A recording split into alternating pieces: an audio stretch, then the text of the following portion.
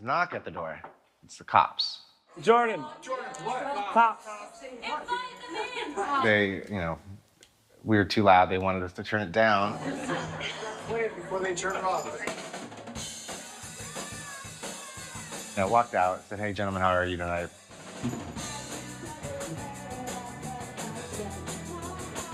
Oh, good. Just got 6 calls. We can hear you 5 blocks away. Like, you guys are really loud. Can you guys turn it down? And I was like, man, officers, with all due respect, like, I can't really do that right now because Bill Murray's inside my house and he's playing in the band that you want me to stop from playing, and I just can't do that. So if you guys want to come into my house and tell Bill Murray that he can't play the tambourine anymore, go for it.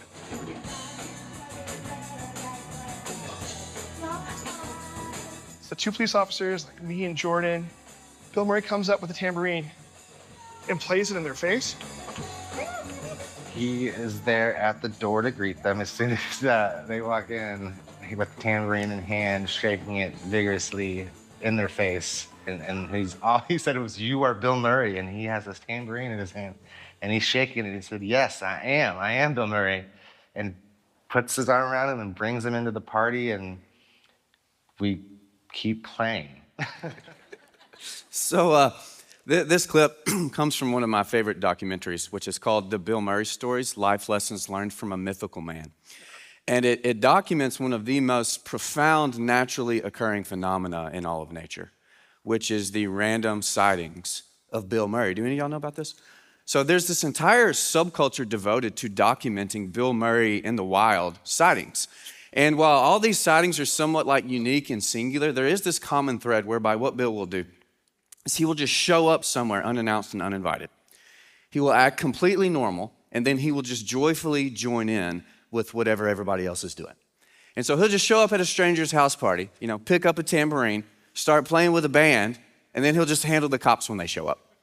Or there was this time, Bill, there was this couple getting their engagement photos shot in Charleston, like on the streets in Charleston, and Bill just walks up and he just gets in the engagement photos with them.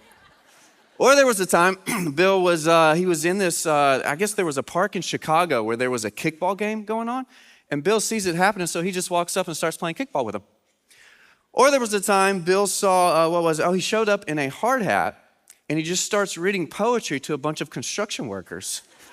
Went over really well, who were building this coffee house. Or there was a time Bill walks up to this random lady outside Wrigley Field in Chicago, and he asked if he could take her to a Cubs game. So he just bought her a ticket front row, and they just watched the Cubs game together, complete stranger. Or there was this other time Bill showed up completely unannounced at another total stranger's house party. He walks in, he just goes to the back to the kitchen, and he starts doing the dishes for him because he said it looked like trash. Or this last one, I could do this all day. This was actually not that long ago. It was during South by Southwest in Austin. Bill walks into this tiny little bar in South Austin. And he just walks behind the bar and he just starts bartending.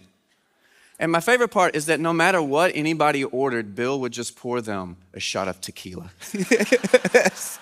They can have a Miller Lite. Yeah, here's a shot of tequila. Can I have a Cosmopolitan? Yeah, here's a shot of tequila.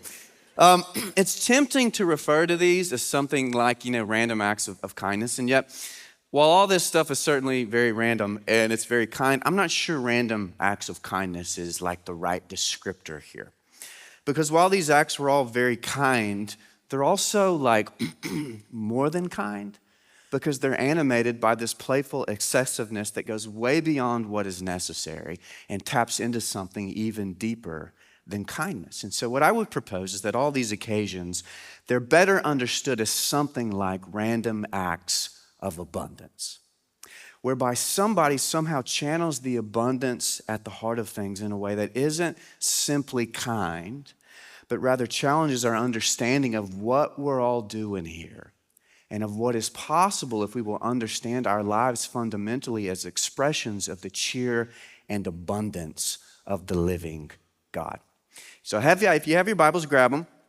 We have 2 weeks left in our series called Beside the Gospel According to Mark. We'll be in Mark 14. We're going back a little bit. I know we were in Mark 15 last week.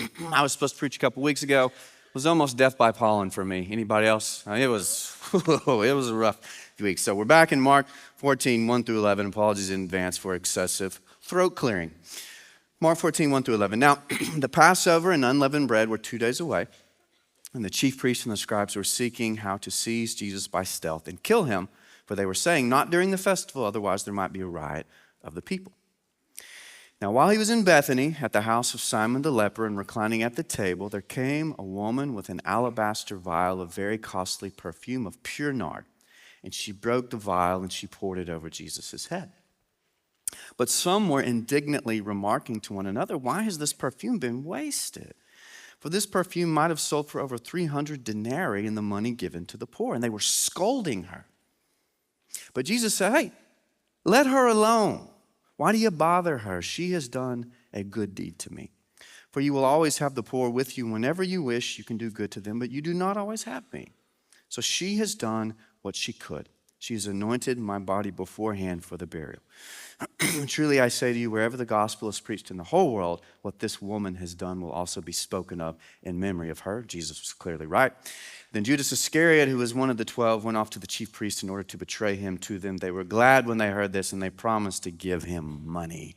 And he began seeking how to betray Jesus at an opportune time. Mark 14, 1 through 11. So it is Wednesday of Holy Week, and Jesus is at a dinner party at the house of Simon the leper. You might have noticed a lot of Simons in the New Testament. You ever noticed that?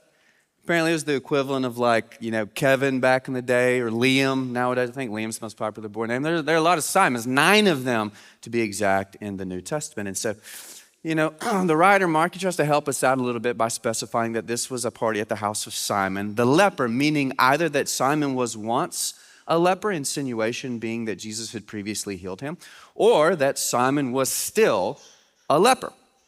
Now, most scholars find the former leper interpretation most likely, given that it would have been just like bonkers taboo for Jesus to go into the house of somebody with leprosy, much less to get all these other people to join them.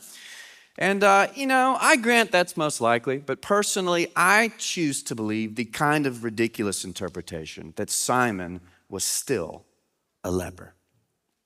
And do you know why I choose to believe the kind of ridiculous interpretation? Because it's awesome.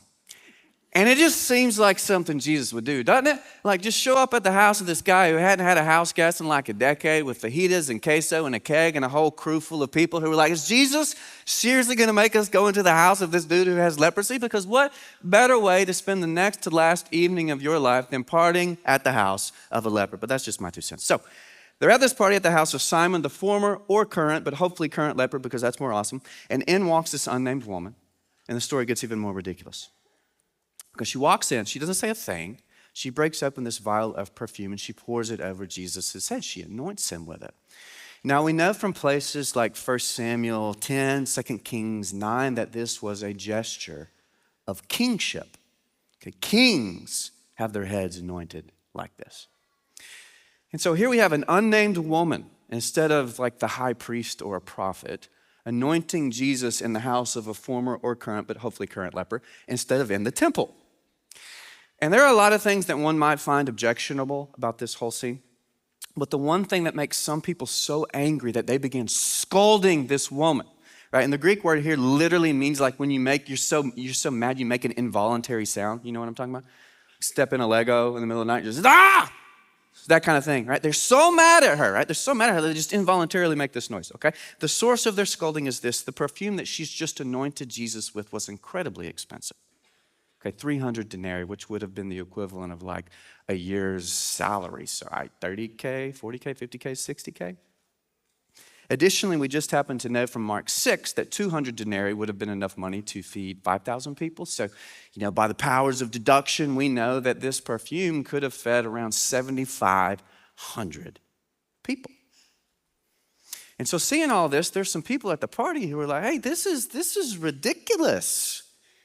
Do you have any idea how many more efficient ways you could have used all this money? You could have sold the perfume and bought an impoverished family food for like a year. You could have funded the local women's shelter for 6 months. You could have sponsored 100 kids a year for a decade in developing countries. And to be fair, it's a really reasonable objection, isn't it? And it's very in line with a number of essential biblical teachings. To just pull one, Deuteronomy 15, 7 through 8. If there's a poor man with you, one of your brothers, in any of your towns in your land which the Lord your God is giving you, you shall not harden your heart, nor close your hand from your poor brother, but you shall freely open your hand to him, and you shall generously lend him sufficient for his need in whatever he lacks. And so be honest. How many of y'all are in the room today in your heart of hearts are like, man, I would have scolded that woman too. Any of you? I would have. I'm not going to lie. I would have been first in line. Because while I don't mind like a little indulgence here and there, I'm just the sort of dude who you're never going to convince me that you're never going to convince me that there's a bottle of wine worth like $500. Okay? You're just never going to convince me of that. And I know you're going to be like, Austin, you don't understand, man. It's a 25-year-old cab, and it's vitis vinifera. It's wine grapes. They were read poetry from youth, and they were breastfed from conception. You don't understand about these grapes. No, I don't care. I don't care. And I'm just always going to believe that you could go to any of the 300 soul days in Bell County and get a margarita for like $10. It's going to be just about as good as your $500 bottle of wine. But anyways, all that to say, this accusation of indulgence and wastefulness, it's a very reasonable objection. And it's one I would expect Jesus to affirm, frankly, given how critical he was of narcissistic indulgence and how committed he was to the poor. I mean, y'all remember just a few weeks ago, Mark 12, how critical Jesus was of the religious pomposity of the religious leaders who loved their long fancy robes and their VIP seats and VIP treatments. And yet here's how Jesus responds, verse 6. Leave her be. Why do you subject her to abuse? She has done a beautiful thing to me. So in Judaism, there are a few different categories of good deeds. One was almsgiving, which was specifically money given to the poor. And almsgiving was the religious duty of every Jew, as stated in places like Deuteronomy 15, which we just read. But there was another kind of good deed that was less pragmatic, less utilitarian, less obligatory, and it was called a kalon ergon, right? A good or beautiful work. And these beautiful works, they could be things like hospitality to strangers, burying the dead, honoring the dead. And so in rabbinic logic, almsgiving, giving to the poor, it was important and obligatory and all the things. But beautiful works were actually considered superior to alms, precisely because they were not required or expected or necessary. They were random acts of abundance. And this is something that I love so much about Jesus and the faith that flows from him. If you were to ask me, like, Austin, what are the top 5 things you love about Jesus, that you love about Christianity? This would be on the list for me, okay? Because when you look at so many of history's great figures, they tend to be either super worldly, right? Give me all your money and women if you want to go to heaven. Or super anti-worldly. So nothing in this life except rejecting this life for the sake of the afterlife matters. And yet in Jesus, what we find is this utterly unique convergence of what I like to call the ascetic and the aesthetic. Okay, the ascetic and the aesthetic. We'll unpack this a little bit because the ascetic is the rejection of worldliness and the willingness to deny yourself severely in the name of holiness and charity. It's important. Whereas the aesthetic is the affirmation of the beauty of life and the willingness to receive in and then share in the abundance of creation. The ascetic is the poor woman giving every single thing that she has to the temple. Whereas the aesthetic is Jesus letting this unnamed woman pour thousands of dollars of perfume over him on the next to last evening of his life. And here's the deal. There is a place for both of these things, and Jesus uniquely holds them together. And one of the most fascinating things about Jesus was the way he held together charitable pragmatism, but held that with this playful, cheerful abundance. We need both to be Christians. One of my favorite quotes comes from Chip and Dan Heath's really well-known leadership book called The Power of Moments. And it's situated in a chapter where they're talking about the importance of building peaks into the life of your team, your organization, your whatever, with the idea being that we ought to occasionally go all in creating big, meaningful, dynamic moments for others and for ourselves. so that our life includes some peaks and isn't just this desert of sameness, makes sense. And so they're talking about the Magic Castle Hotel in Los Angeles, which is one of LA's top-rated hotels, despite not being particularly bougie. And one of the main reasons is because it's got all these fun and really thoughtful little extras at the hotel, like the popsicle hotline. Any of you ever heard of the popsicle hotline? And so the popsicle hotline is accessible via a cherry red phone that is mounted to the wall near the pool. And so you go and you pick up the phone and somebody on the other line immediately picks up and says, popsicle hotline. And then you just order however many popsicles you want. It could be 1, it could be 100, and then a few minutes later, this waiter shows up with fancy white gloves, that's important, and delivers your popsicles to you poolside on a nice, fancy silver tray. And it is impractical. I mean, it's a terrible use of manpower. There's literally some dude whose job is to sit there and wait for the phone to ring, say popsicle hotline, and go give people popsicles, right? It's ridiculous. It is impractical. It is all the things, but it is also just so fun. Everybody loves popsicles. People love it.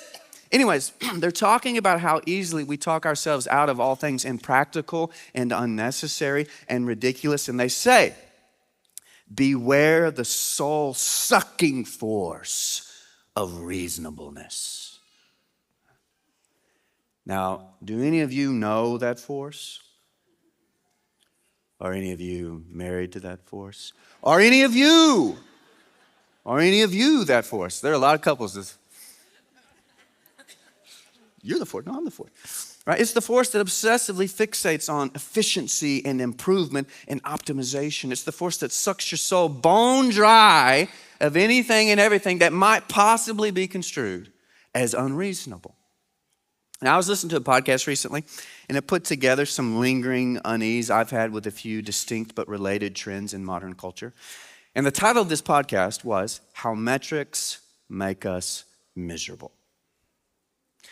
And so in it, the host is interviewing this philosopher who just written a book about the explosion of the use of metrics to understand and guide our lives in modern culture. And so for a very brief summary of an enormously complex phenomenon, but I do love to do this.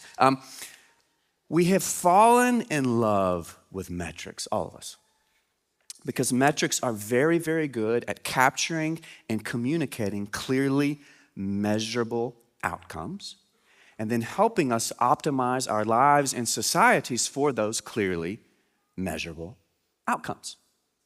And there are all sorts of immense benefits to this. Okay?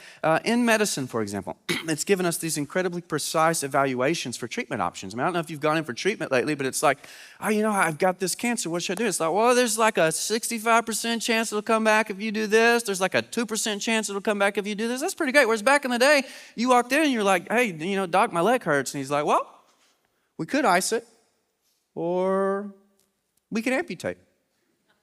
I don't know. Which one do you think? Do you have a coin? I kind of feel like an amputation today. You know what I mean? Like, thank God for modern medicine. In education, it's given us these tools to better, evaluate the best methods for teaching various topics. In finance, it enables us to invest with unprecedented insight. In politics, it can cut through a lot of the propaganda. Nothing can cut through all of it, but a lot of the propaganda and help us sort through which policies actually work. In sports, it's given us the analytics revolution, all these previously hidden hacks that have made us so much smarter about getting all these little winning edges. And so that's what metrics are good at and why we have all fallen in love with them. But it also brings us to how metrics can make us miserable.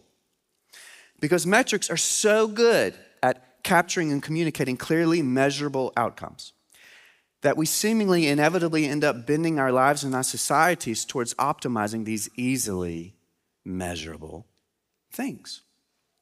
But one of the most indisputable facts about life is that the most beautiful and important things in life are often not easily measurable.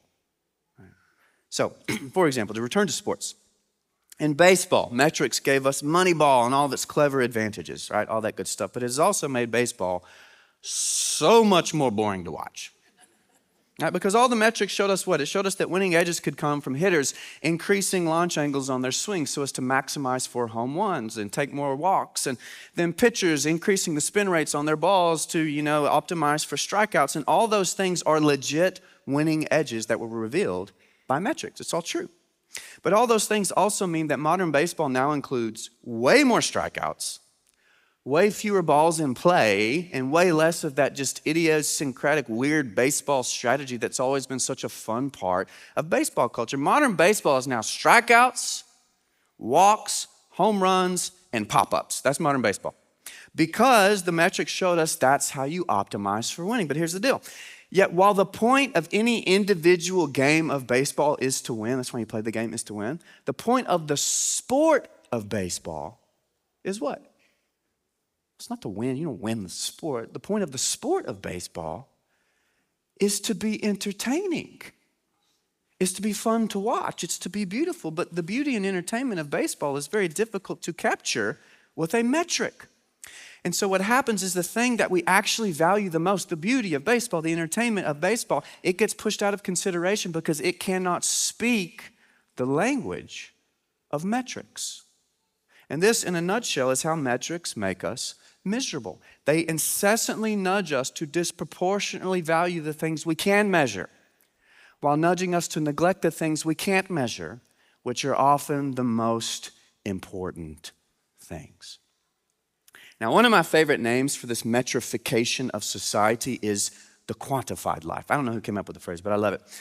To my mind, the quantified life, it functions as a sort of like secular legalism, where you feel this constant pressure to make sure that you are always in every way improving and developing and maximizing every single thing in your life, right? Every single arrow in your life has to be pointing up and to the right, every single one of them. Because your point in life, your mission in life is to make number go up. What's the point of your job? Make number go up. What's the point of your parenting? Make number go up. What's the point of your life? Make number go up. That's why I'm here, make the numbers go up.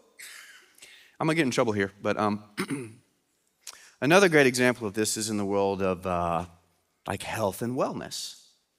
Any of y'all, you don't have to raise your hands, but maybe you have like an Oura ring or a Whoop bracelet or a Fitbit, Now, to be fair, all those things can be very helpful tools, okay? I don't want the wellness people coming at me. They can be very helpful tools. But if you're not careful, they will nudge you toward prioritizing things they can measure and away from things that they can't measure. So for example, all right, what do I want to pick on? Your Whoop bracelet, okay? Your Whoop bracelet, man, it can tell you that staying out late and having a late drink is bad for your sleep score. That's true. Now, I don't know why you needed a Whoop bracelet to tell you that. I think any not stupid person should know that, but whatever, you want to pay $100 for the subscription to tell you that that's not good for your sleep, that's fine. Right? Your Whoop bracelet can tell you that. But your Whoop bracelet cannot measure how good it is for your soul to have a late night out and a late drink with your best friend, with your spouse, with your kids, with your mom, with your dad, right? Because do you want to know how to have a consistently great sleep score? I'm going to give this to y'all free, no subscription needed, okay? Right? If you want to have a consistently great sleep score, don't have kids. There you go. That's free, baby. That's free. Don't have kids or cake or queso or fun, whatever. So here's the deal, man. You can maximize your longevity and you can eat like a dadgum prisoner of war and you can go to bed at 8 p.m. every night for the rest of your life and you can have a life full of perfect sleep scores and you can die at 99 years old with 2% body fat.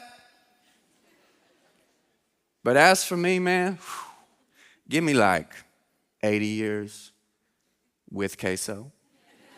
Yeah, 80 years with queso and late nights out with my people, not without happy man. Because life reduced to pure pragmatism, life reduced to the soul-sucking force of reasonableness is not the life abundant offered us in Jesus Christ. Because life at its absolute core is nothing less than a celebration of abundance. Y'all, do y'all realize that's what's going on right now? That's why all this is here, all the stars, all the this, all that. It's a celebration of abundance. That's what all this is. And that brings us back to this unnamed woman and her very unreasonable actions. Because in performing this unreasonable and excessive act of abundance, she was just doing what Jesus did all the time. She was just doing what Jesus was, right? In fact, Joseph Ratzinger, former pope, he went so far as to give this a formal name. And he called it the law of superfluity. Isn't that fun? It's like a spiritual physics law. And the law of superfluity states that God always goes above and beyond. That God never does just enough. that God is always excessive instead of calculating in his gifts. Right? Y'all remember Jesus' first miracle? He's at that wedding in Cana, they run out of wine. Jesus' mama walks up to him and says, Jesus, can you do something about this? Right? What does Jesus do? Well, he doesn't just conjure up like one tiny, terrible, glass of boxed wine for the toast. Okay, I'll give you this. This is all you're going to get. Rather, what does Jesus do? He turns 6 cisterns of water into 180 gallons of wine. Yeah, that's like 900 bottles of wine, and not just any wine, right? John goes out of his way to tell us this is really, really good wine. Jesus' mom was like, hey, man, they're out of wine. Could you do something? She's like, here, 900 bottles of the best wine ever made. Or think of the feeding of the 5,000. I feel like we miss this with the story all the time. We've got all these people, they're stuck out in the wilderness. They're starving. They'd be fine with like a couple goldfish. You know what I mean? That'd be fine. That'd be great. And what does Jesus do instead? He takes the bread and the fish and he multiplies. And he multiplies, and he multiplies to the point that everybody eats everything that they can fit into their stomachs, and there are still leftovers. Right? And so why 900 bottles of wine? Why an extravagant sushi buffet in the wilderness with leftovers? Right? Why so many stars? Why so many galaxies? Why so many different shades of blue? Why does God become a man? Why does God die? Why does God offer infinite and abundant life to such small and unreasonable creatures? Why? Because God's heart is filled with the unreasonable abundance that we call love. That's why. And that brings us back to Bill Murray. Y'all didn't think I forgot about Bill, did you? Oh, I didn't forget about Bill. So thought experiment. Can you imagine Jesus taking that perfume, breaking it, and pouring it over himself? Imagine him just walking up to that lady and saying, hey, I'm going to need that. Of course not. Jesus would have never done that. Because the extravagance that is God's is not narcissistic indulgence, but rather it's cheerfully selfless hospitality. And the reason Bill Murray is so beloved, maybe the most beloved person in the world, is because in a world where celebrities are best known for narcissistic indulgence, Bill turns the abundance in his life out toward others instead of keeping it for himself. Because just as God does not keep his abundance to himself, but rather creates the creation so that he can share it, so true abundance blooms in our lives when we receive it from God and then joyfully and gladly share it with others. Amen? Amen. Let's pray.